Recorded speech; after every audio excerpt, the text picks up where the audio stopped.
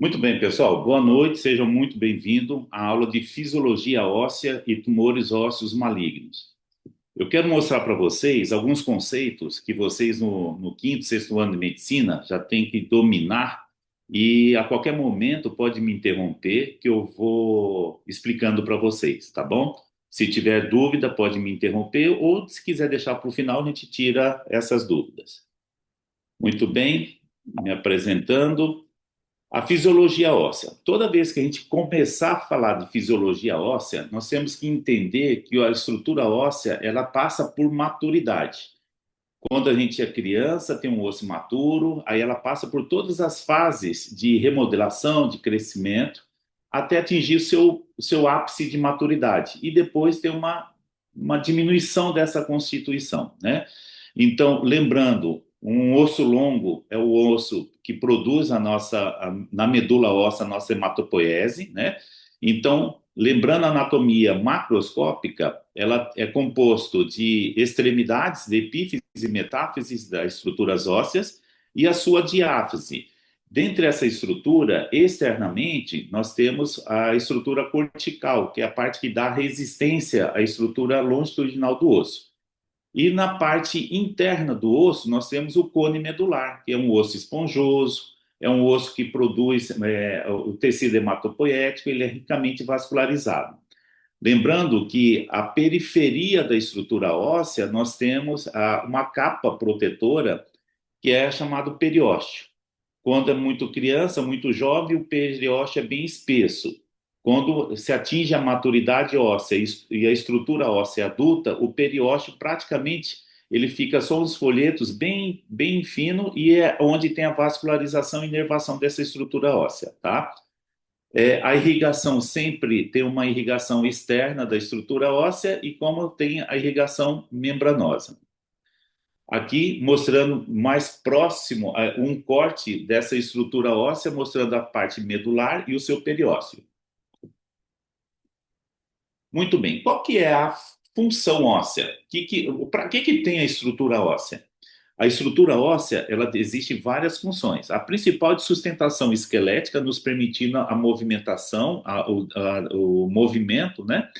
Principalmente proteção de órgãos vitais, a nossa caixa torácica, a pélvica, acaba protegendo estruturas e, obviamente, participa muito do metabolismo do cálcio, principalmente.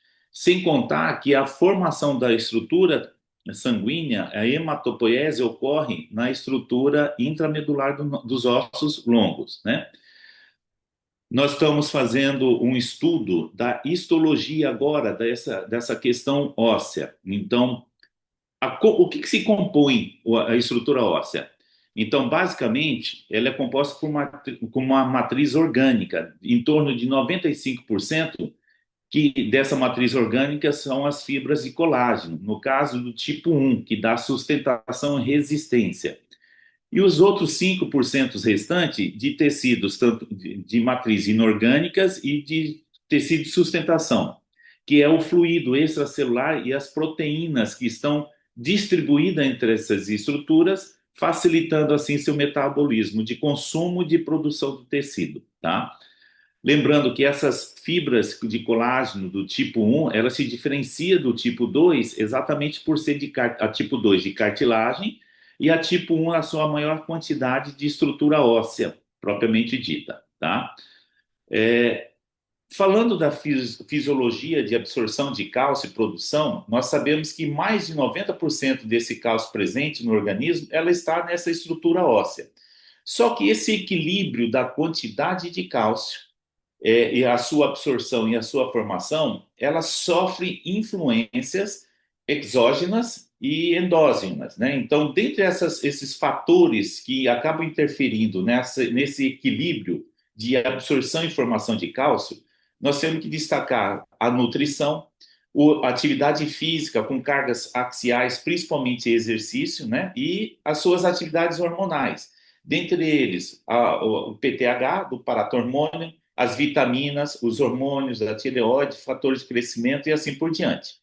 Então, quando você escutava lá na sua infância seus avós, seus pais falando para você correr, saltar, para o osso ficar forte, é que a gente está provocando o estresse ósseo, né? O que é o estresse?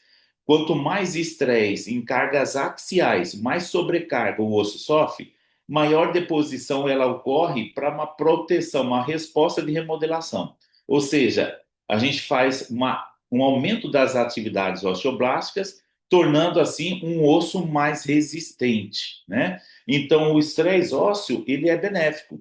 Tanto que quando a gente vai tratar paciente com osteoporose, vamos colocar na parte clínica agora, quando a gente vai tratar paciente com uma deficiência de matriz óssea ou osteoporose, ou um paciente que está numa fase já de remodelamento de uma fratura, nós sim temos que dar carga para esse paciente, uma carga axial. Então, atividade física, atividade de impacto médio, impacto controlado, traz benefício para a estrutura óssea, porque eu preciso causar esse estresse, nada em excesso, nada em exagero. O estresse, ele é para diminuir o risco da atividade osteoclásticas e aumentar a atividade osteoblásticas, né? Então, uma estrutura óssea, ela apresenta duas principais características, que é a rigidez e a resistência. São coisas diferentes. A rigidez é a capacidade que ela tem de deformar apenas um pouco sobrecarga, ou seja, ela tem uma movimentação, só que se você aumentar uma força deformante, ela acaba fraturando, né? Então, como se a gente fosse pegar uma madeira e você deformar essa madeira com uma carga axial leve. É o nosso dia a dia. Então, ela tem uma rigidez. Já a resistência, ela acaba tolerando grandes cargas sem falhar, porém, ela tem uma necessidade de uma remodelação constante. Então, o paciente que tem uma osteoporose, ele acaba tendo uma pouca rigidez, ele diminui a sua rigidez, pode ter até uma resistência. Então, isso explica as fraturas com traumas de baixa energia, né, com exercício, uma atividade de baixo impacto. Então, por quê? Ele perde a rigidez e mantém a sua resistência. A resistência ela acaba, às vezes, não alterando, né? E tudo isso, ele desenvolve uma ação física de tensão e compressão.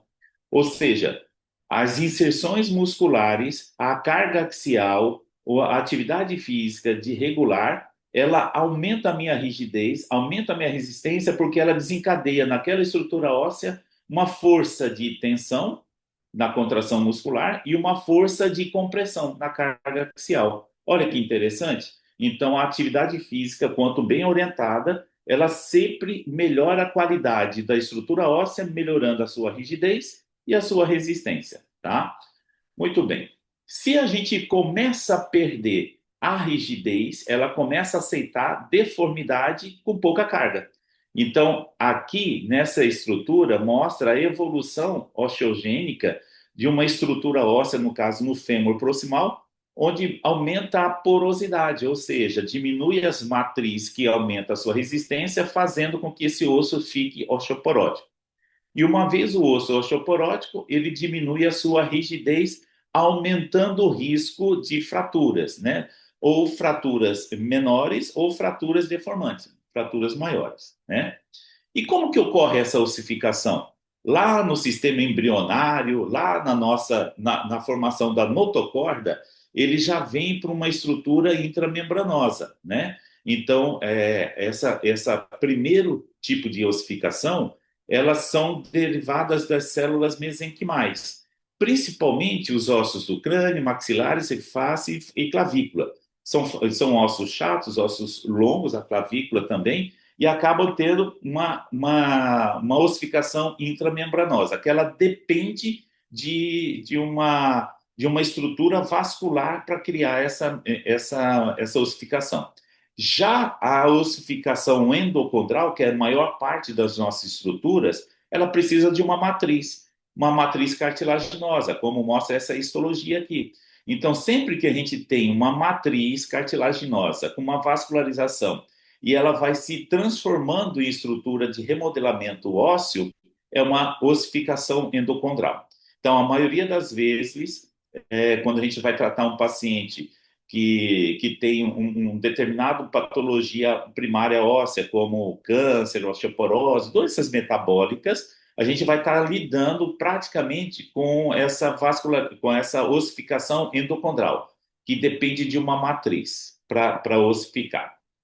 Rapidamente, essa matriz de cartilagem, ela acaba desenvolvendo o espaço necessário para a atuação dos osteócitos, dos osteoblastos e os osteoclastos, né? Essas três estruturas de matriz óssea, elas estão remodelando constantemente, causando uma mitose constante de proliferação de tecidos jovens, né?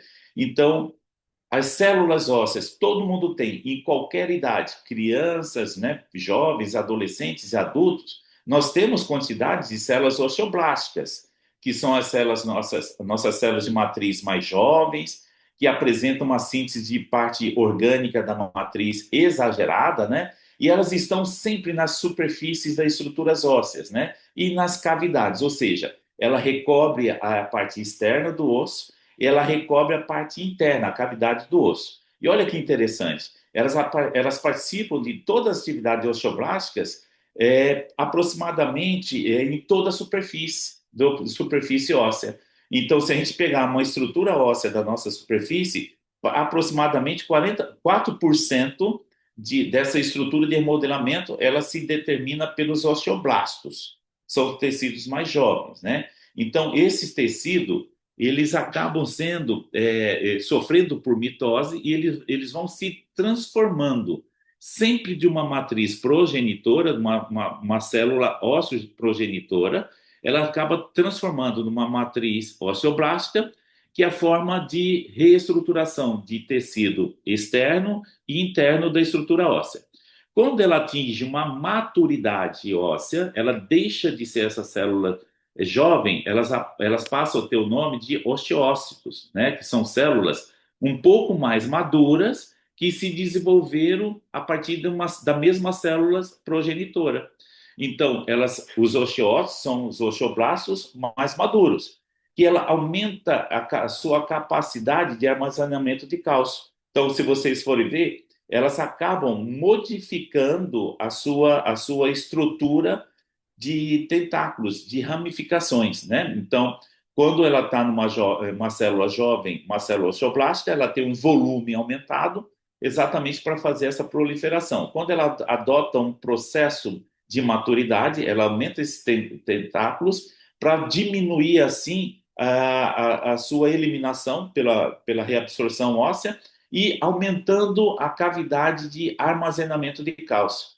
Olha só que interessante. Já essas células mais maduras, osteócitos, elas acabam contribuindo por mais de 90% da maturidade desse esqueleto. Então, enquanto as células imaturas, os osteoblastos, estavam em torno de 4%, a grande maioria das nossas células são os osteócitos no paciente adulto.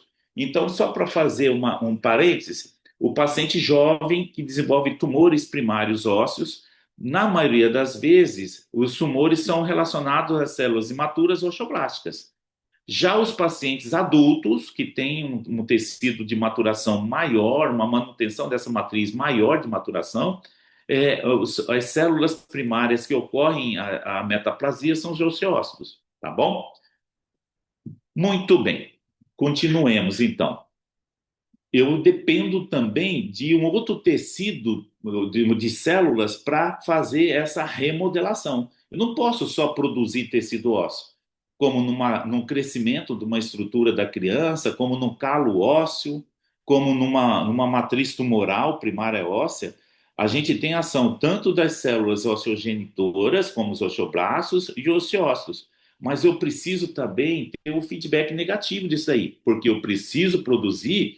Porém, eu preciso de células diferenciadas, multinucleadas, que tem que digerir essa matriz óssea, dissolvendo exatamente o excesso da atividade osteogênica dos osteócitos. Isso aqui é a fase de remodelação.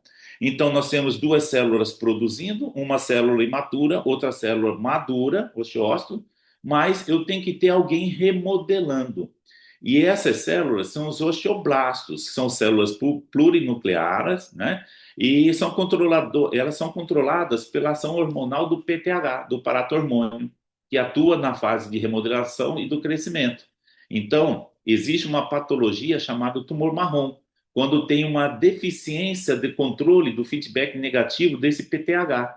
Então, ela começa a produzir maior quantidade de células osteoclásticas e a essas células elas não querem saber. Elas vão remodelar as matrizes em formação e vão remodelar as matrizes já remodeladas, ou seja, elas vão reabsorver a estrutura óssea. Começa a fazer lesões líticas disseminadas no corpo, causando, assim, múltiplas lesões líticas ou risco de fratura, né?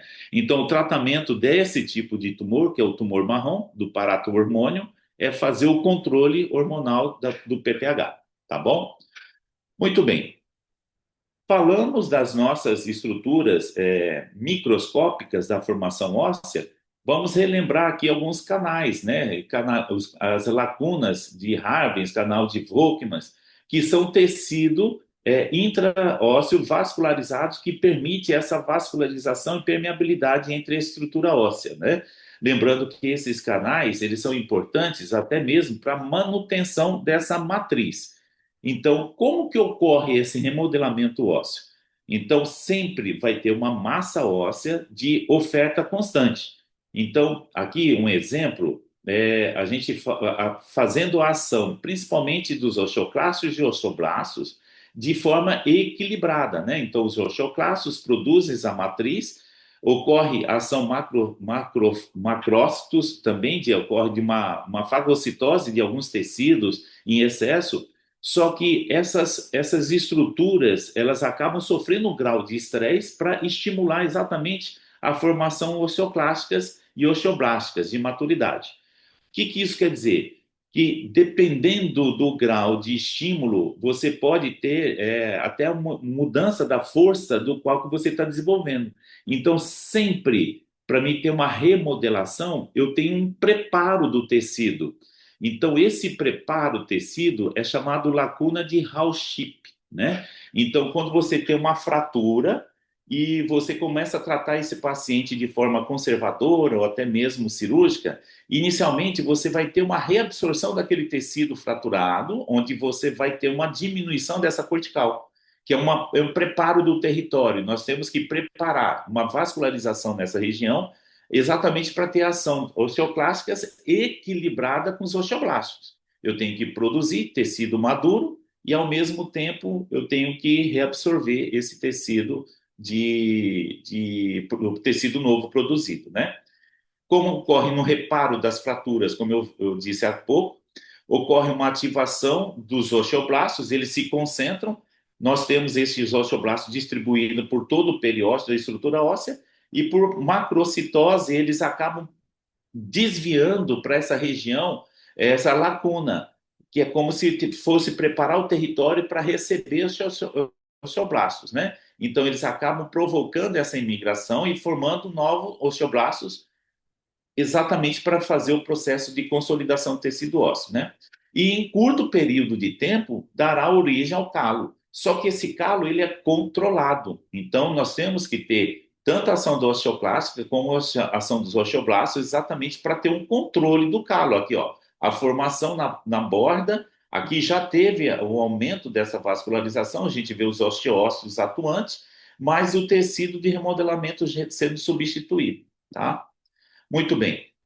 De forma didática, mostrando o estágio do remodelamento ósseo, ação tanto pré-osteoclásticas como osteoclástico mais maduro, a lacuna de tecido e ação macrocítica. Macrófagos vão atuando nessa região com células de remodelamento e ação tanto osteoclásticas como osteoblásticas, né? Lembrando que os tecidos osteoides, eles acabam sendo tecido de osso mais maduro. E a remodelação completa, vocês observem aqui, ocorre um preenchimento dessa lacuna todinha, tá? Então, aqui já está praticamente o tecido com remodelamento completo. Então, se a gente for pensar numa fase de uma fratura, numa fase inicial, ocorre a reabsorção, tecido, a formação da lacuna, e aqui a absorção com macrócitos, ocorre um direcionamento de células progenitoras, maduras e imaturas para a região, tá? Essa reabsorção, cada osso depende de um tempo. Então, a estrutura do fêmur, que é o maior osso que a gente tem, essa fase de remodelamento e ossificação em torno de 10 meses a 12 meses, mas ao mesmo tempo ele vai remodelando. Se você não tem uma fratura, a sua estrutura óssea está remodelando de forma fisiológica. Quando você tem uma solução de continuidade, que é uma fratura, uma interrupção, você passa por todas essas quatro fases da etapa da remodelamento até remodelamento, tá? A estrutura óssea de ossos menores, como falange, ossos da radiuna, eles acabam tendo um período mais curto, né, de 6 meses, no máximo 6 meses. Já o osso longo, como fêmur, tíbia, acaba chegando aos 12 meses, tá? Essa inversão, como eu já expliquei, é o preparo do território. E lembrando que essas células osteoblásticas, elas são atraídas para a cavidade por uma reabsorção por hormônio. Então, entra aqui a questão da vitamina D3. A vitamina, ela é, vamos dizer assim, um sinalizador. Ela sinaliza o local onde tem que concentrar a ação dos osteoblastos, né? Então, uma vez que ela é ativada, ela é muito essencial exatamente nessa fase da mineração e remodelação. Aqui entra também, como a gente precisa desse remodelamento constante, estimulação da absorção da vitamina D, né? Principalmente atividade física, alimentação e o banho de sol, né? O banho de sol ainda é um fator importante na estrutura e crescimento da estrutura óssea, tá? Lembrando também a parte macroscópica da vascularização, a fratura, eu sempre costumo brincar com os alunos o seguinte: quando que começa a consolidar uma fratura? Exatamente na hora que quebra, porque tem aqui ó, o hematoma. Essa localização, a concentração do envelope do hematoma, ele acaba facilitando as células progenitoras ósseas, né? Se o hematoma está ali, ela é excelente tecido de remodelamento, então você vai macrociticamente fazer uma sinalização para ação osteogênicas, né, de ação de osteócitos, osteoblastos e osteoclastos. E com isso, você começa a fazer a mudança das características fibrolíticas dessa região, causando aqui uma fratura instável com uma fratura com um hematoma, já nessa fase a fase de formação do calo fibrocartilaginoso, que é em torno de 2 semanas. Essa região aqui é chamada de calo mole.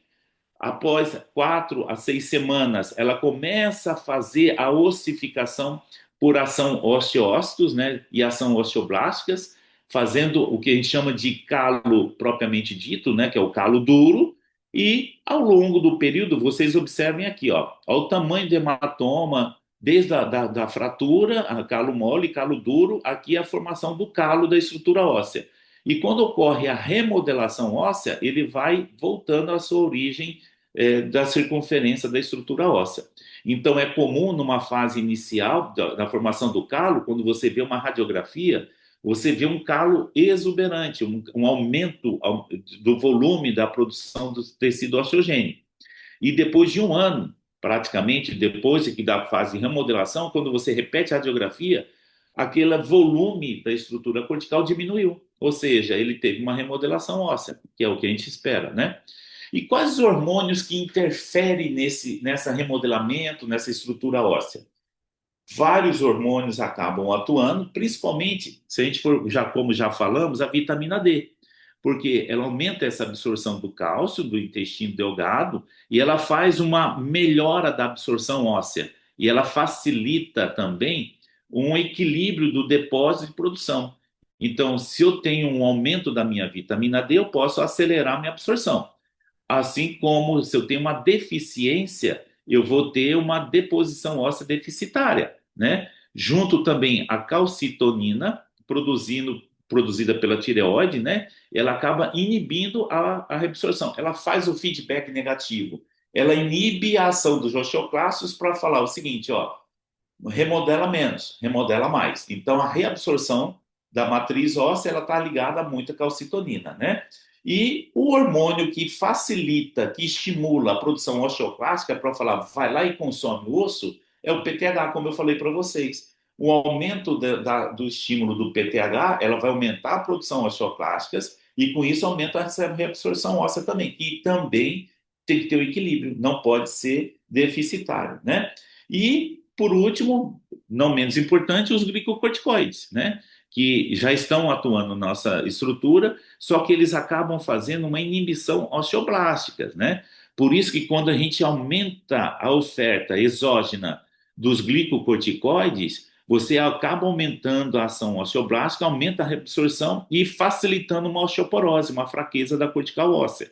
Então, aquele paciente que faz tratamento prolongado de glicocorticoides exógenos, eles acabam tendo uma maior probabilidade de ter fraturas patológicas, exatamente porque ele vai diminuir a absorção do cálcio e, com isso, fazer com que essa estrutura óssea perca a sua resistência, que eu mostrei para vocês agora, tá bom? Muito bem. Falamos rapidamente dessa estrutura, dessa matriz óssea, de como que ocorre. A gente vai entrar no nosso principal objetivo da aula, né? De falar dos tumores, que são os princípios dos tumores malignos e estrutura óssea, tá? Muito bem. Como eu já sei como que ocorre toda essa matriz, essa absorção, proliferação, formação do calo e essa reabsorção do tecido ósseo, dependendo da idade do paciente, a gente vai entender agora o porquê que esse osso é formado, por que o tumor ocorre na criança e outro que ocorre no adulto. Aqui para mostrar para vocês que os tumores primários ósseos, eles podem ter características nas matrizes corticais, como nas matrizes medulares. Ou pode ser mista, pode ser tanto na matriz medular quanto na matriz cortical, tá? Os tumores musculoesqueléticos primários, eles acabam sendo alguns tumores bastante raros, né?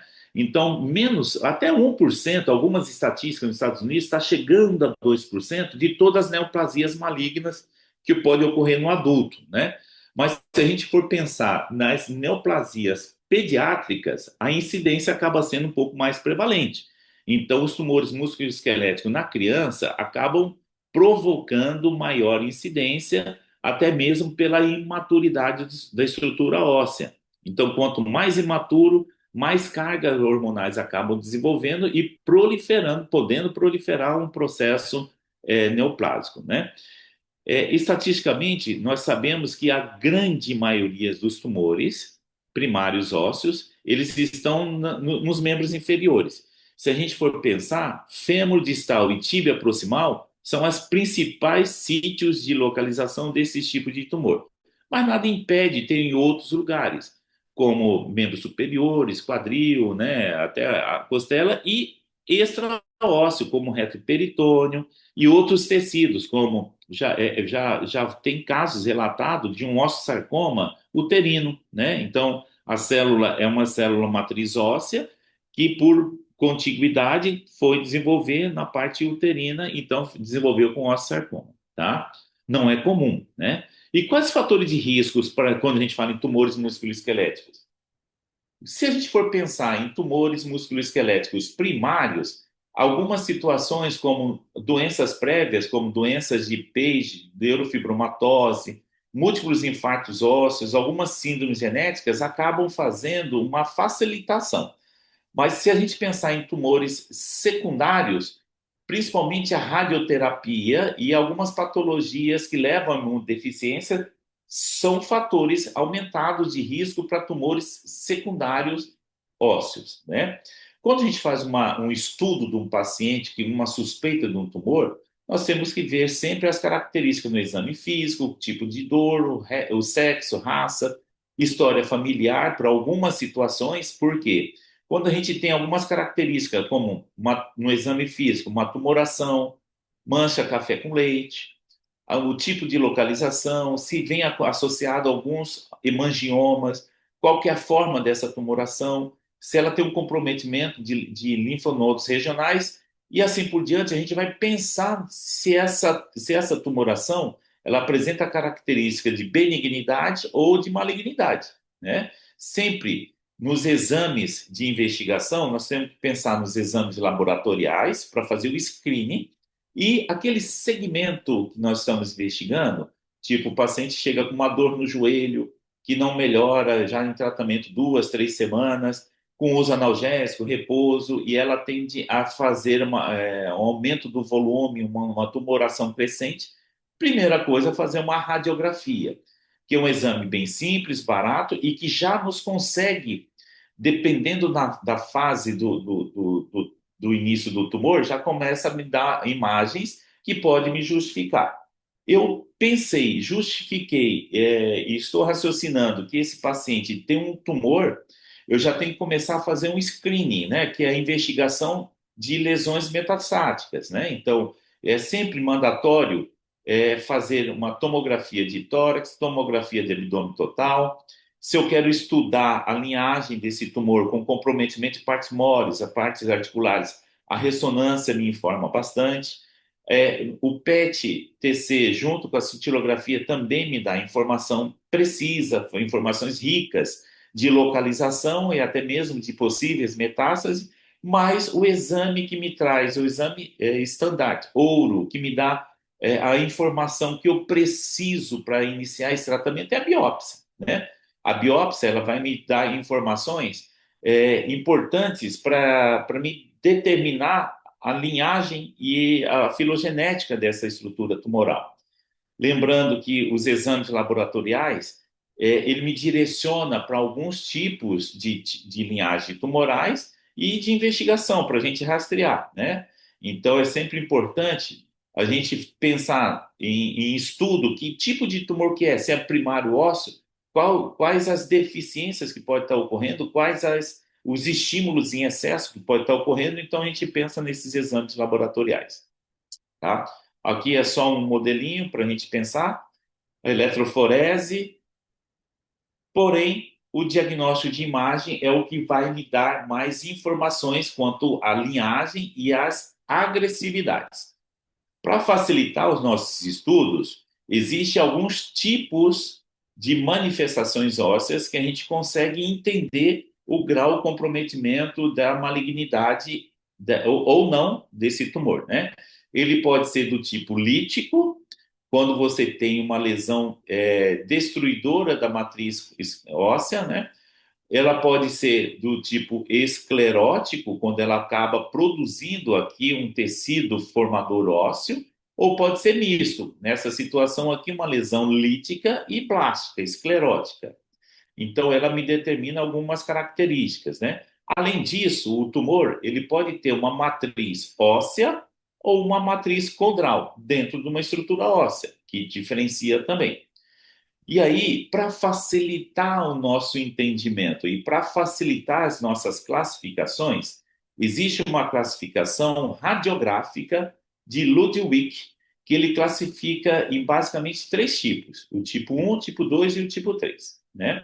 Essa classificação, ela me dá informações segundo as classificações de Ludwig, a agressividade dessa lesão, para saber se essa lesão ele é um tumor mais agressivo, se é um tumor de menor agressividade. Então, ele classificou como tipo Ludwig 1A, quando eu consigo desenhar a margem do tumor com uma esclerose. Então, eu vejo aqui no colo do fêmur desse paciente, eu consigo passar o mouse e desenhar milimetricamente onde tem o tecido tumoral e onde tem o tecido normal, né? Então, quando eu consigo desenhar, ela apresenta uma esclerose marginal, margem bem definida, ela tem baixa agressividade, tá? No tipo 1B, eu já perco aquela margem tumoral, mas eu consigo ainda desenhar, ó. Aqui eu tenho tecido normal e aqui eu tenho tecido tumoral. Porém, ela já não está tão definida como a tipo 1. Então, significa que aquela esclerose inicial, ela sumiu porque esse tumor ele tem um ar a mais de agressividade. Ainda não necessariamente um tumor tão agressivo quanto este, do tipo 1C. Por quê? Na do tipo 1C, dificilmente eu consigo falar, ó, aqui não tem tumor ou aqui tem tumor. Você vê que é uma lesão mais extensa, uma lesão que eu não consigo circunferenciar ela, eu tenho margens comprometidas desse tumor. Mostra que tem um tipo de alta agressividade, né? Já, porém, ela é agressividade localizada. Já do tipo 2, a de Ludwig tipo 2, elas apresentam margens bem mal definidas. Não consigo desenhar e elas têm apresentação salpicadas, infiltradas. São lesões de mais complexidade do canal medular, são lesões, pequenas lesões e múltiplas lesões, que a gente acaba não conseguindo delimitar nenhuma delas. Todas as margens são comprometidas. Aqui já mostra, principalmente os pacientes com linfomas, eles apresentam esse tipo de lesão, tá?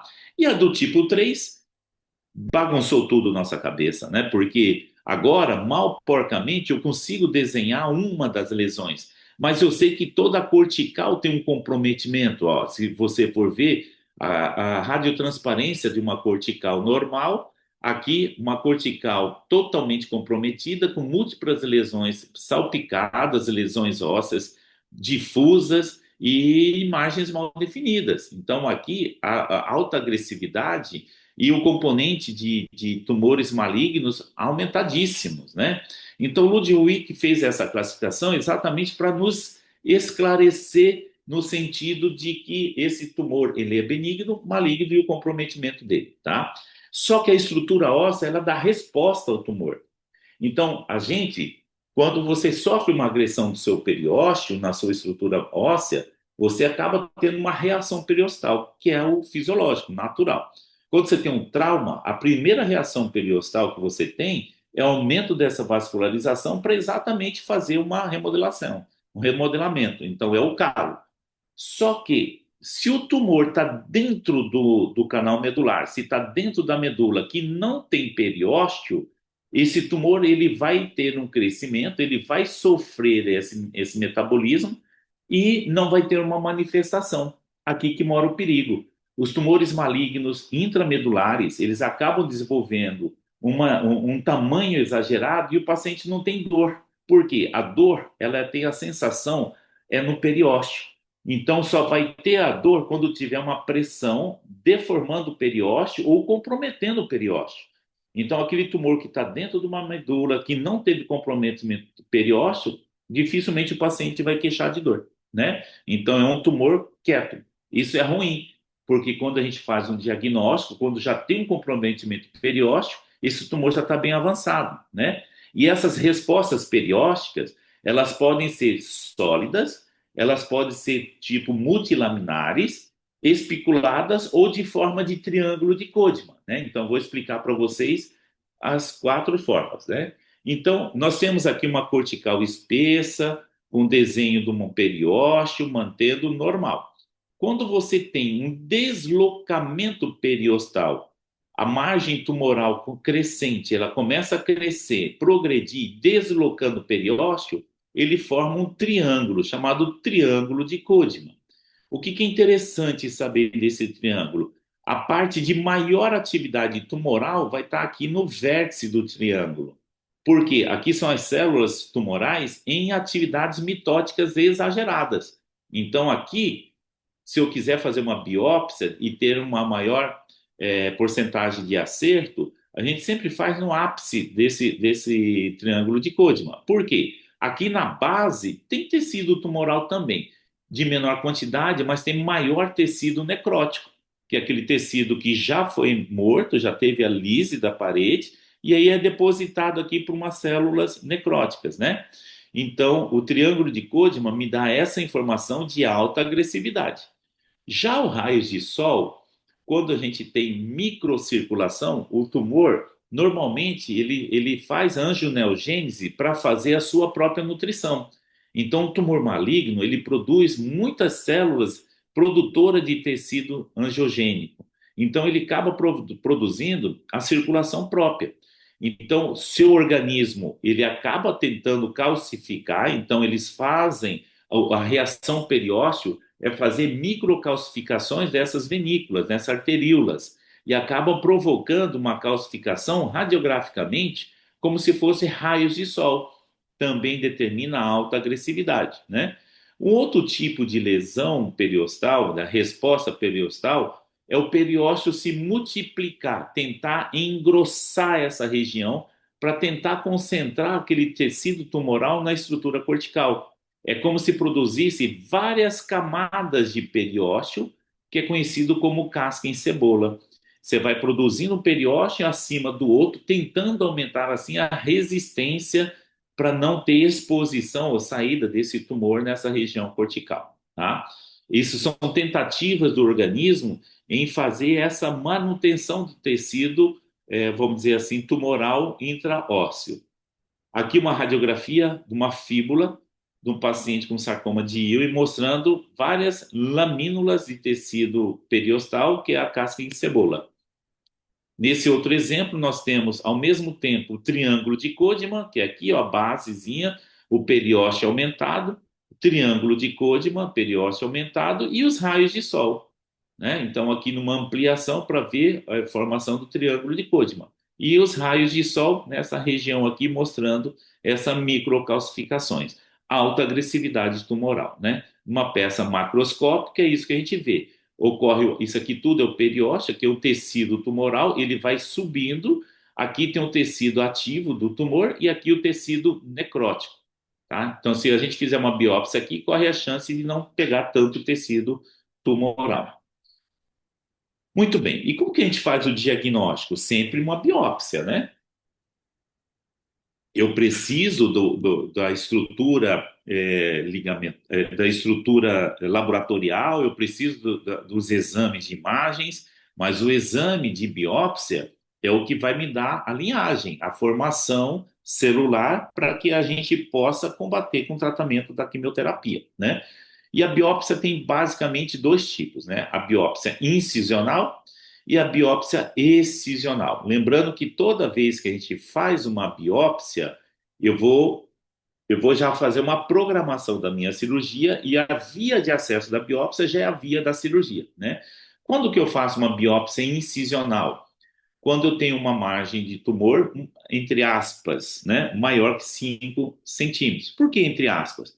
Porque a gente está autorizado, se o tumor é único, não tem metástase, localizado menor de 5 centímetros, a gente pode fazer uma biópsia excisional com margem oncológica. O que é margem oncológica? Eu tenho que fazer uma cirurgia onde eu retiro toda a massa tumoral e eu tiro uma margem de 2 centímetros, 3 centímetros de tecido normal, para evitar que fiquem células tumorais, né? Mesmo assim, os cuidados da biópsias, a gente utiliza esses dois tipos de agulhas, nós temos que fazer algumas orientações quanto ao trajeto, porque existem várias pesquisas, trabalhos recentes, mostrando que existe uma contaminação do trajeto da biópsia de tumores primários. É óbvio, você vai introduzir uma agulha, né, vai perfurar pele, subcutâneo, músculo, aponeurose, estrutura óssea, e no caminho dessa agulha, na região, no trajeto, você vai deixar células tumorais, né? Então, quem vai operar depois faz uma fistulectomia. Já essa outra situação, um tumor bem localizado, eu optei por fazer uma biópsia excisional, uma biópsia com margem oncológica, onde foi retirado todo o tumor, era um tumor menor que 5 centímetros de diâmetro, e não ficou comprometimento de tecido, né? Quando a gente faz a biópsia, a gente faz o estudo da via de acesso, então aqui, ó, ficou, aqui que foi a biópsia, ó, a linha, o trajeto, aqui está contaminado. Então, durante a cirurgia, a gente faz a opção pela fistulectomia. A gente faz uma via infuso, tira todo esse componente desse trajeto, porque é um trajeto contaminado, para depois fazer a ressecção do tumor e assim não deixar tecido tumoral aí, né?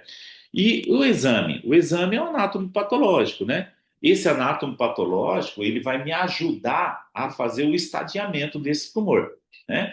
Então, assim, existem algumas formas da gente estadiar o tumor, mas o sistema de estadiamento TNM é o mais utilizado, que a gente utiliza o T quando indica o tamanho do tumor primário, sempre lembrando que é um tumor primário ósseo, né?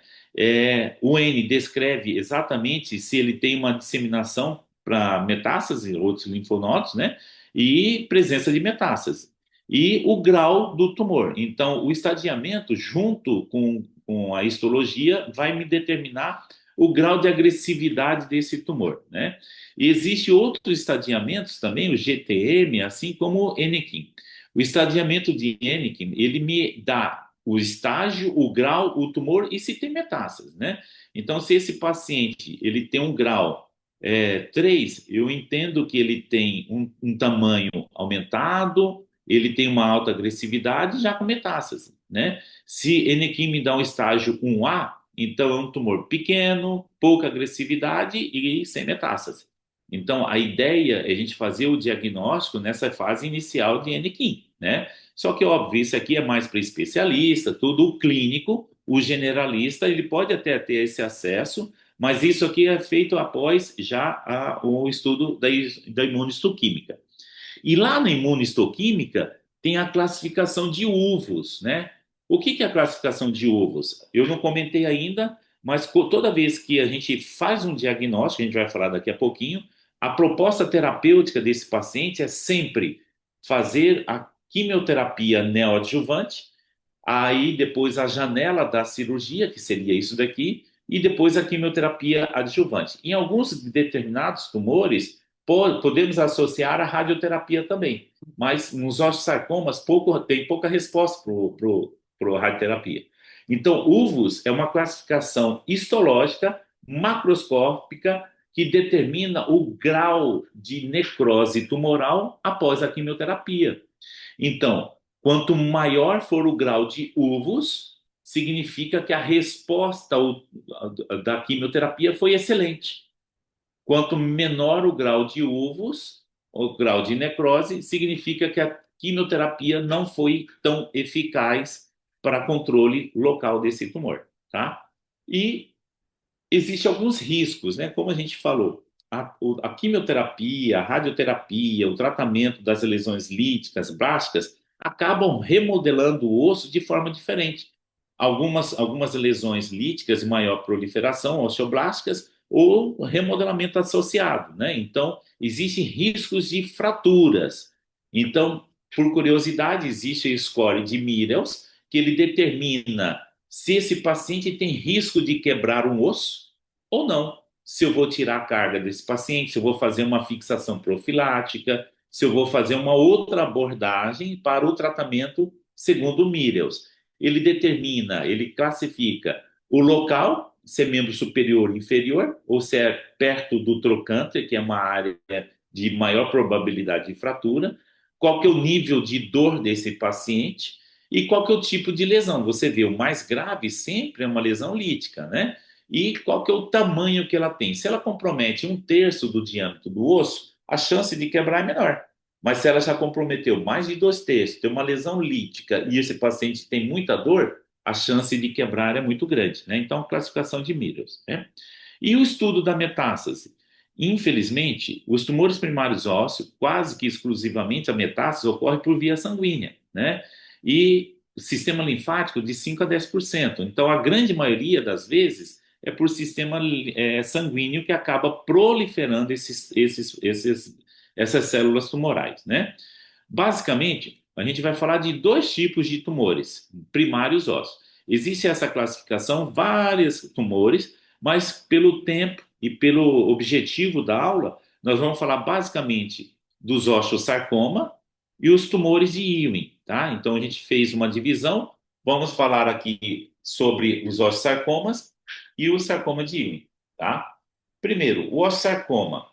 Como eu falei, 1% de todas as neoplasias do adulto maligno são os osteosarcomas, então a prevalência dele é maior, né? Então, 1% das neoplasias malignas em adultos e 2% em casos de cânceres infantil. Criança também pode ter osteosarcoma, né? Então, lembrando que 10% eles podem ser secundário. O que é um osteosarcoma secundário? É aquele paciente que tem uma lesão, um tumor de pâncreas, um tumor de pulmão, fez uma radioterapia, fez um tratamento, e a ação da radioterapia, a ação de um tumor, uma outra patologia primária, faz uma metaplasia causando o osteosarcoma secundário, né? Mas os osteosarcomas primários é muito comum no paciente jovem, ó, de 10 a 30 anos de idade. Tem leve prevalência no homem em relação à mulher. E ó, presta atenção, o osteosarcoma, ele não tem diferença entre raças e sexos, são bem semelhantes, tá? A localização não foge à regra, membro inferior maior quantidade, fermo distal e tíbia proximal. Sintomas, é aquilo que eu falei, se ele estiver dentro da estrutura óssea, sem comprometimento do periósteo, sem manifestação secundária, pouca dor, quase nada, imperceptível. A partir do momento que começa a ter o comprometimento do periósteo, uma pressão intramedular, por aumento de massa, efeito de massa, ou até por metástases, ele acaba provocando maior quantidade de dor e com algumas características de 25% dos pacientes, aproximadamente, ter dor noturna. Aqui acaba se confundindo bastante, principalmente em criança, pré-adolescente, com a famosa dor do crescimento, né? Então, graças a Deus, a grande maioria das dores são dores idiopáticas da epífise, que é a chamada dor do crescimento. Mas aquela dor que não melhora, você faz o tratamento, a criança está sempre queixando e aumento de volume e por em diante, merece fazer uma investigação radiográfica, né? Então, a preocupação dessa aula é despertar este slide na cabeça de vocês. É mostrar que para vocês, futuros médicos, o diagnóstico precoce ele deve ser estimulado. Se vocês nunca tiveram uma aula de osteosarcoma, sarcoma de Ewing, vocês dificilmente fariam um possível raciocínio num possível diagnóstico. Também não estou falando que todo mundo que chegar até vocês com queixa de dor, vocês têm que pensar primeiro num tumor primário ósseo. Não, é 1%. Mas aquele caso que não melhora, que não teve um resultado satisfatório com tratamento conservador, faz uma radiografia para investigar, né? Porque nós sabemos que, ó, o atraso médio diagnóstico até o tratamento, início do tratamento são de 15 semanas, onde esse paciente perde 6 semanas até chegar à primeira consulta com o médico. Sempre aquela história, jogou bola, caiu, foi no pula-pula, torceu e ficou as 6 semanas em tratamento. Depois que ele vai no médico, a primeira consulta, demora-se mais 9 semanas para o próprio médico fazer um diagnóstico preciso, né? Que é um tumor primário ósseo. Isso soma-se 15 semanas. E o tempo é importante para esses pacientes, porque a qualidade da estrutura de resposta óssea depende muito do início do tratamento. Óbvio que quanto mais precoce o tratamento, menor é a chance de metástase, melhor é uma resposta terapêutica, né? E como que é o prognóstico quando eu falo de um osteosarcoma? Principal localização do tumor, a idade do paciente e se já apresenta ou não metástases, né? Então, esses pacientes com osteosarcoma, a radiografia, ela vai me mostrar lesões blásticas ou lesões líticas com a classificação de Ludwig. Pode apresentar infiltrações permeativas, margens mal definidas que determinam a gravidade da lesão. E pode ter respostas periostais, como triângulo de Koenig, raio de sol. Esse exemplo que você já conhece, mostrei para vocês, é um paciente que tem um sarcoma de Ewing e aqui, só em casca de cebola, aqui mostrando para você um osteosarcoma, que apresenta as duas estruturas, triângulo de Koenig e raio de sol na mesma radiografia, tá? E qual que é o screening? Se eu quero fazer um estudo da anatomia muscular com comprometimento ósseo ou articular, a ressonância me ajuda bastante, né? A cintilografia é para mim buscar se tem lesões à distância, metástases. Mas, mandatoriamente, tomografia de tórax, tomografia de abdômen, para exatamente fazer um rastreio. O que chama atenção é exatamente que os pulmões são os locais mais comuns de metástase, pela vascularização, pelo fluxo sanguíneo aumentado, né? E esses exames é exatamente para tentar rastrear essa metástase o mais precoce possível, para que a resposta da quimioterapia tenha maior efeito, né? Existe uma classificação dos osteosarcomas que eu só vou citar para vocês, mas eles são diferenciados. Essa classificação é de acordo com a localização e o tipo celular que ocorre, né? Então, a mais comum é a convencional, mas ela pode ser intramedular de baixo grau, pode ser periostal, de superfície de alto grau, telangiectásico e de pequenas células. O que diferencia elas outra é o período do tratamento e a abordagem quimioterápica e a abordagem cirúrgica, né? Já nos osteosarcomas secundários, como eu já falei para vocês, é quando você tem, o paciente tem uma doença já pré-existente por um tratamento e ela se manifesta após um tratamento dessa patologia. Então, o que, que eu quero chamar? Pacientes que fizeram tratamento de radioterapia por qualquer motivo, CA de próstata, CA de mama, CA de pulmão, doença de peito, qualquer patologia que sofreu ação da radioterapia, esse paciente ele pode evoluir para um tumor osteosarcoma secundário até 10 a 15 anos após essa exposição da radioterapia. Ou seja, mesmo que o paciente foi considerado curado pelo tratamento, a gente tem que investigar ou acompanhar esse paciente por mais 15 anos, sabendo o risco de um osteosarcoma secundário, né? Então, assim, é uma incidência menor, 1%, mas existe e a gente tem que desconfiar. Tudo aquilo que a gente conhece, que a gente desconfia, é possível a gente fazer um diagnóstico precoce. Se a gente não conhece, fica obscuro, fica algo que a gente não entende como que a gente vai fazer um diagnóstico, né? Então, os osteosarcomas, a título de curiosidade, mostrando características de raio de sol para esse paciente, né? Telangiectásico. Esse daqui, um osteosarcoma, ó, periostal, né? Então ela acaba atuando todo o periósteo, você vê que na camada medular não tem um comprometimento do osteosarcoma. E aqui o telangiectásico, né? Que esse aqui é o mais chatinho, que ela sempre atinge a região posterior, a região poplítea, e acaba tendo um comprometimento do feixe vascular nervoso, né? E o tratamento? Quimioterapia adjuvante, neoadjuvante, quimioterapia, cirurgia ampla radical e depois quimioterapia adjuvante, né? Se a gente pensar quais os objetivos desse tratamento, é exatamente a gente diminuir a ação mitótica desse tumor. Quando a gente faz o diagnóstico, fez a biópsia, eu fiz um rastreamento, esse paciente não tem metástases, a gente precisa iniciar um tratamento da quimioterapia para exatamente diminuir a margem tumoral, diminuir o tamanho do tumor, diminuir as células que estão liberando o tecido tumoral na corrente sanguínea, tanto no local quanto à distância.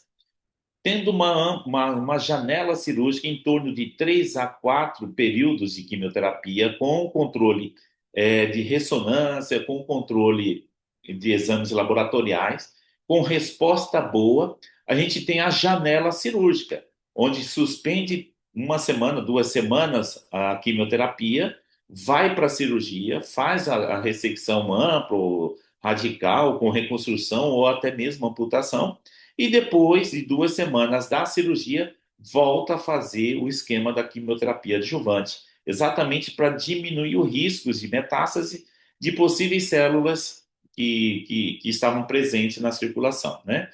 A quimioterapia, cada tumor ele tem as suas características próprias, mas basicamente é utilizada a doxorubicina, a cisplatina, o metotrexato com controle, né?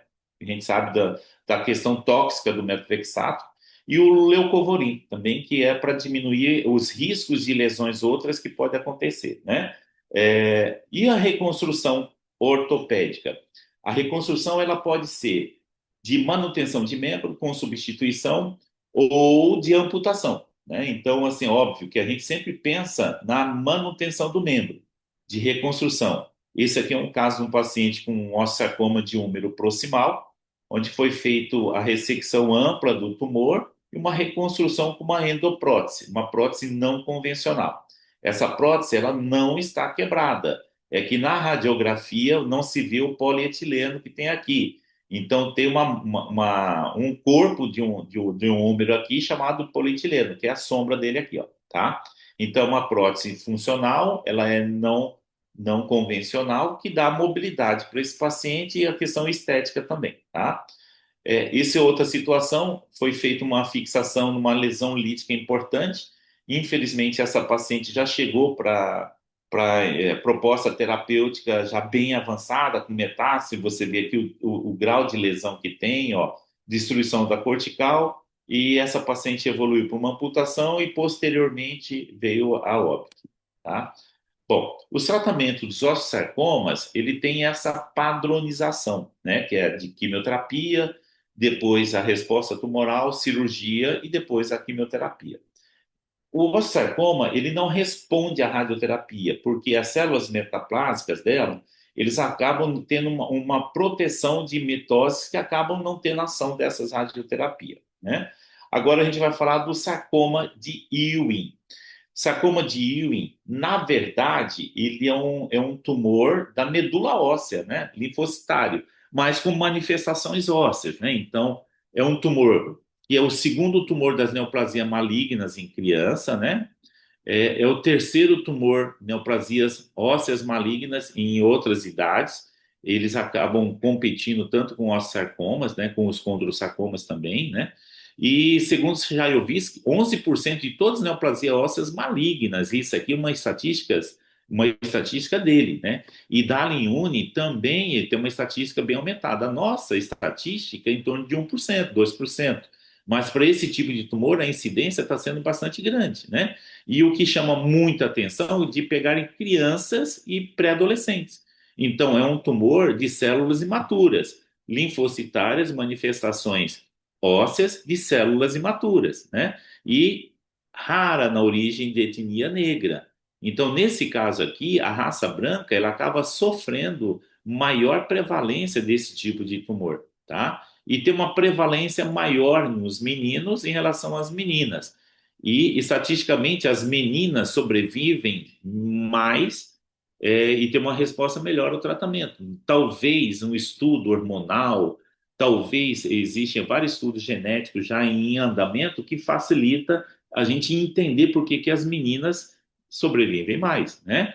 A localização não é diferente do osteosarcoma, porém, o que chama atenção é que os tumores osteosarcomas, eles são tumores de extremidades.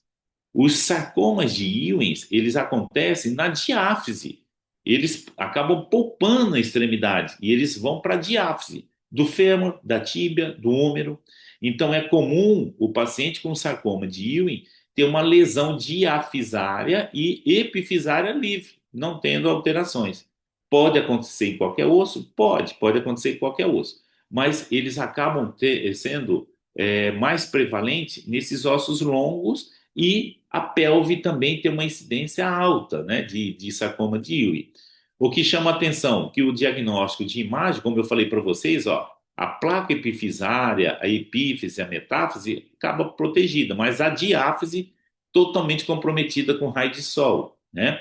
Então são lesões altamente limitantes, causando dor, são áreas totalmente imprecisas, a gente não consegue fazer a delimitação dessa área e elas acabam rompendo.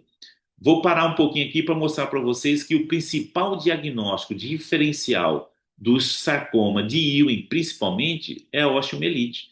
Então, se você pegar essa radiografia e colocar para alguns colegas ortopedistas, eles vão pensar também em osteomielite, que é o principal diagnóstico diferencial. E daqui a pouquinho vocês vão entender que nos exames laboratoriais, a primeira coisa que acontece é aumento de VHS e PCR nesse paciente que chama mais atenção para osteomielite. Então, acaba confundindo mais a gente no diagnóstico, né? Então, o padrão radiográfico das osteólises, né, são as lesões osteolíticas, elas acabam sendo mais frequentes e essa matriz reacional do periósteo acaba sendo mais exuberante, que é a casca em cebola, né, que é a característica do sarcoma de Ewing, né? Se a gente for ver uma ressonância, ela vai acabar evidenciando uma extensão podendo ir para intramedular, né, que a matriz é lá intramedular, o tumor sai da medula óssea, que ela é linfocitária, e acaba extravasando a parte cortical, partes moles e assim por diante, né? Se a gente for fazer um estudo de rastreamento de uma tomografia, você vê aqui um osso imaturo, criança, paciente jovem, com lesão destrutivas bastante importante no assoalho pélvico dessa paciente, né? Lembrando que não foge à regra, uma vez que eu suspeitei do diagnóstico de um tumor, eu tenho que fazer o screening. tomografia de tórax, tomografia de abdômen, com contraste de abdômen total, para você ver essas possíveis implantes, né, secundários, e o PET também tem utilizado bastante junto com a cintilografia, né? Então, a cintilografia, que é uma radiação com tecnécio, ele permite observar essa atividade metabólica, ele aumenta nesse local do tumor para ver metástase. E aqui também, se for pensar numa osteomielite, ele vai localizar. A osteomielite não dá metástase, então a localização seria única, né? O diagnóstico é a biópsia. Onde vai biopsiar? No local onde tem a lesão de casca em cebola. E o que a gente espera da biópsia? Além do anátomo patológico, a imunohistoquímica. E existem alguns marcadores de glicoproteínas de superfície celular que me facilitam o diagnóstico da imunohistoquímica. Os principais marcadores é o CD99 e o NKX22, né? Isso são todas expressões das proteínas da queratina que está presente em praticamente 25% dessas lesões. Então, esses outros dois marcadores, FL1 e ERG, são frequentemente expressos nos casos com as fusões de genes correspondentes. O que isso quer chamar a atenção? Estudo genético. Lembrando que as meninas, elas acabam tendo uma melhor sobrevida, então está associados a esses hormônios exatamente para essas proteínas que vão tentar fazer um estudo, já está sendo feito um estudo para melhorar o entendimento do sarcoma de Ewing, né? Como eu falei, diagnóstico diferencial, osteomielite, porque ele vai causar um calor local, vai aumentar a flogose, o processo inflamatório. Se você pedir o exame, vai ter uma leucocitose, um VHS e PCR, exatamente o que determina uma osteomielite, né? O diagnóstico principal é a biópsia. Fez a biópsia, sempre que faz a biópsia, encaminha para o anátomo patológico, imunistoquímica, e o estudo de cultura da lesão, para ver se tem manifestações bacterianas, tá? Não é comum, mas pode ocorrer o paciente ter uma infecção num sarcoma de Ewing. Já vi, tá? Não é tão incomum assim. Tratamento. Aqui, o que diferencia do osteosarcoma é exatamente uma possibilidade de uma radioterapia. Mas o tratamento é quimioterapia neo, margem oncológica, cirurgia com margem oncológica, janela cirúrgica e quimioterapia adjuvante. Em alguns casos, a radioterapia pode ter benefício em alguns pacientes de difícil tratamento. Então, paciente que tem um sarcoma de pelve, que é bastante mutilante fazer a ressecção da pelve, a gente ainda não tem uma prótese, uma endoprótese que reconstrói com facilidade e funcionabilidade uma pelve, então acaba sendo algumas situações mutilantes, de difícil acesso cirúrgico, até mesmo na coluna vertebral, que a radioterapia pode ajudar, né? Ela acaba sendo mais sensível à quimioterapia, a resposta do sarcoma de Ewing às quimioterapias tem maior resposta em relação aos osteosarcomas, e aqui acaba utilizando a ifosfamida, o etoposide, a ciclofosfamida, a adriamicina e a vincristina. São todas drogas que são manipuladas, que aumenta a intensidade e a absorção e a lesão desses tecidos, né? Então, o sarcoma de Ewing são agredidos por esses químicos e podem, por alguns radiofármacos, fazer efeito também, tá? Lembrando que a quimioterapia em altas doses, com resgate de células-tronco, não tem papel ainda definido como terapia na doença metastática, mas existem protocolos de evolução de estudo mostrando que está tendo uma resposta no sarcoma de Ewing para esse tipo de estudo genético, tá? Que é um promissor na proposta do tratamento futuro desse sarcoma de Ewing, né? E o tratamento? Pode ser ressecção do tumor em bloco, com reconstrução, pode ser preenchimento com defeitos, de alguns defeitos, ou até mesmo uma amputação, né? No caso, essa paciente, por coincidência, hoje voltou aqui consultar comigo, está com 19 anos de idade, mas quando ela fez essa lesão lítica diafisária importante, uma lesão destrutiva da cortical, raio de cebola, lesões líticas impermeáveis, permeativas, né? Então, foi feito o diagnóstico de sarcoma de Ewing. Foi feita uma reconstrução com uma endoprótese. Ela veio andando hoje aqui novamente, está fazendo a faculdade. Aqui ela com 21 dias de pós-operatório. Muito bem, Maria Eduarda. Agora volta. 21 dias de pós-operatório. Aqui é uma endoprótese, Parabéns. né? Excelente. Uma endoprótese não convencional, não está quebrada, é aquela tem um polietileno que não aparece a radiografia, né? Então, quando vocês verem essa imagem, tem um polietileno aqui, essa sombra, que é a reconstrução, tá? Então, é um tratamento 21 dias. Esse outro paciente fez um sarcoma de Ewing, na época ele tinha 16 anos de idade, 15 para 16, diafisário de fêmur, onde foi feita uma reconstrução de todo o fêmur dele, uma endoprótese que eu fiz. Fiz aqui no sistema bipolar, na região do quadril, com uma ancoragem. Aqui é o grande trocânter dele, que fiz a ancoragem do glúteo médio. Você vê que aqui ele está tendo uma marcha em Trendelenburg, 10º pós-operatório, aí depois 30 dias de cirurgia, já fazendo atividade muscular orientada, né? Eu acho que o vídeo não está rodando, mas enfim.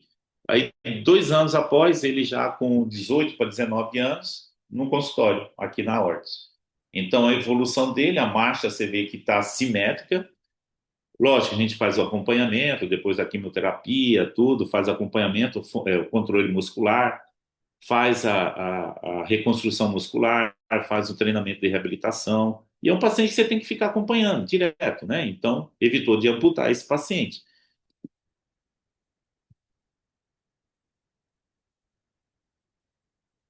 Tá. Uma outro caso, opa, deixa eu voltar aqui.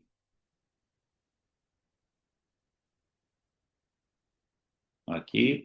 Uma garotinha que morava no interior, teve uma fratura patológica. Ó, você vê o alinhamento dela e fez um varo da tíbia proximal. Esse varo, o colega do interior investigou tudo lá e achou que era uma fratura, né? Aí, só que na hora que ele pediu a ressonância, ele viu essa lesão diafisária, é um sarcoma de Ewing, de tíbia, né? Sempre, ó, tíbia, fêmur distal, tíbia proximal. E essa paciente, nós tivemos algumas dificuldades por ela ser criança, aqui na época ela tinha 10 anos, e não tinha o material adequado, tudo. E a gente operei ela no SUS, com uma técnica chamada Frozen. A técnica de Frozen é principalmente desenvolvida no Japão, onde se utiliza o nitrogênio líquido para fazer um congelamento do tumor. Onde eu fiz a ressecção do tumor dela, fiz a ressecção, tirei o tumor com margem oncológica, a peça do tumor é isso daqui, aí eu fiz uma imersão no nitrogênio líquido. Então ela acaba congelando a menos 100 graus Celsius e com isso daqui faz uma lesão de todo o tumor, óbvio, e de tecidos normais, né? Então, esse osso aqui, depois foi reimplantado nela, eu coloquei no mesmo ato intraoperatório com fixação de placas. Notas a minha dificuldade também, que no SUS eu não conseguia a placa adequada para ela, né? Mas tudo com sentido, tudo, a gente fez uma programação, essa placa foi desenhada e porque ela ia crescer, a gente queria exatamente isso. Por quê? Esse osso, ele virou só um espaçador. Só que por osmose, olha que loucura, por ação de osmose sanguínea, revascularização do periósteo, esse tumor, eu não tenho a imagem dele aqui, mas ele revascularizou. Então, é um tumor, é uma perna revascularizada, ela já cresceu, tudo, e não quebrou. O risco era de quebrar, explodir esse ossinho aí dela, então foi muito delicada a cirurgia, e fez a reconstrução. Hoje ela está andando, ela está com, na época tinha 10, 11 anos, hoje já está com 16, 17 anos, 18 anos, na verdade, já está mocinha, andando, movimentando, ficou com uma diferença da perna de 1 centímetro, mas está curada, tá? Do sarcoma de Ewing. Esse outro caso, um caso que apareceu para mim, é um paciente mais jovenzinho, na época eu acho que tinha 17 para 18 anos, que fez uma lesão do rádio, diafisária do rádio, né? E aí eu propus para ele de fazer a ressecção do tumor, fiz a ressecção do tumor e fiz um alongamento com Elisarov.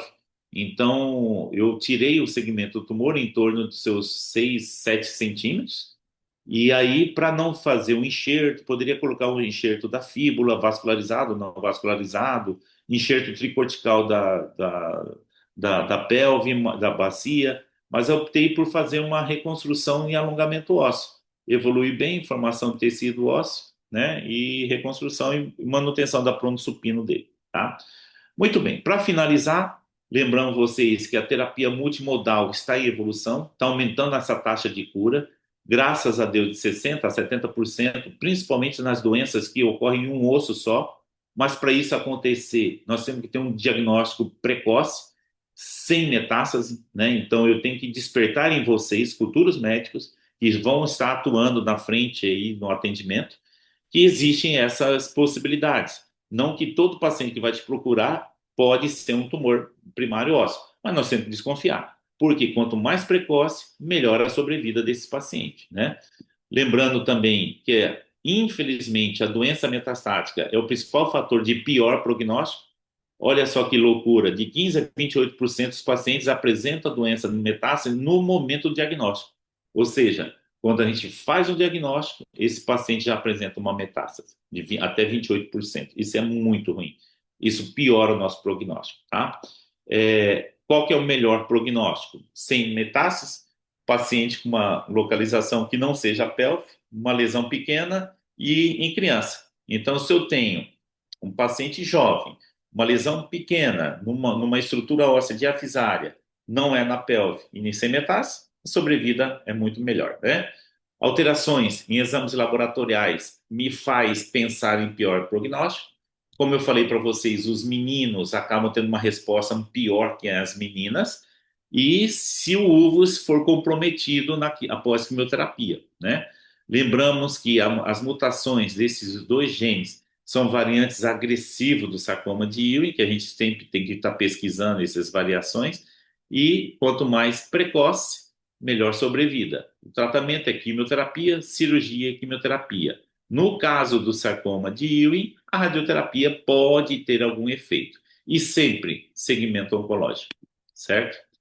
Pessoal, muito obrigado. Eu vou interromper aqui a aula para a gente tirar as nossas dúvidas, tá? Essa aula está disponível no YouTube, se vocês digitarem YouTube, meu nome, elas vão estar disponíveis lá para vocês. Agora, se alguém tiver dúvida, podemos falar.